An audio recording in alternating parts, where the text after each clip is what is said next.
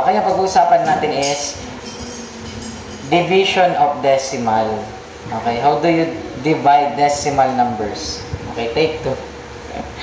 So, yung divisor, i-move mo lang kung ilan man yung kailangan para maging whole number. Gawing whole number. So, magiging 2 na lang siya. Kasi i-move mo na yun. So, kung ilan ang minove mo sa divisor, yun din ang i-move mo sa dividend. Magiging 12.34 na siya. Okay? So, then, let's compute. 12.34 divided by 2. So, 12 divided by 2, 6. 6 times 2, 12. I-minus natin. 12 minus 12, 0. Bring down 3. Okay? So, yung decimal ganun. Ilagay mo lang dun sa katapat. Yan. Dun lang ang decimal. So, 3 divided by 2, 1. 1 times 2, 2. So, minus natin. 3 minus 2, 1. Bring down 4. 14 divided by 2, 7. 7 times 2, 14. 14 minus 14, 0. Okay? So, that's it. The answer is 6.17. Okay? So, another example. Ito. Iba lang kasi ito eh. So, lagyan ko ng gawa tayo ng example. Another example. 0.510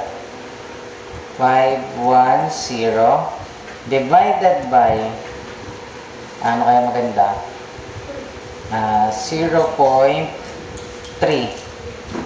Okay, again, i-move natin yung decimal para maging whole number. So, magiging 3 na siya.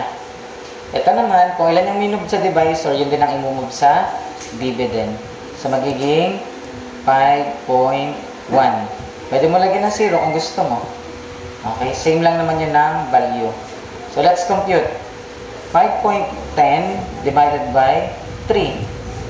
Okay. Divided by 3. Makinig kayo pag sasagutin ko kayo mamaya. 5 divide 3, 1. 1 times 3, 8. 5 minus 3, 2. Bring down 1. 21 divide 3, 7. Lagyan natin ng decimal. Katapat lang. 7 times 3, 21. 21 minus 21, 0. Bring down, 0. Okay? 0 divide 3, 0. 0 times 3, 0 minus 0, 0. So, the answer is 1.70 or 1.7. Any question? Okay. So, ito naman, mga whole number kasi yung divisor dito. Pwede rin natin computein. Kung nasan yung decimal, dun mo lang din ilagay. Ganun lang, ano. So, 9 divided by 2, 4. 4 times 2, 8. 9 minus 8, 1. Bring down 2. 12 divide 2, 7. 6. Okay. 6.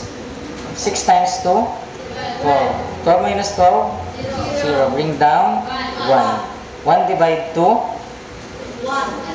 0. 0 times 2, 0. 1 minus 0, 1.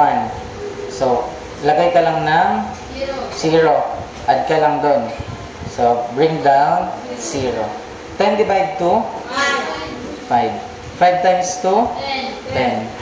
10 minus 10, 0. So, the answer is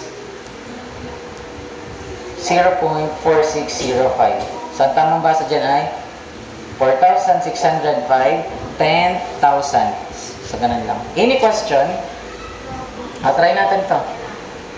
Okay?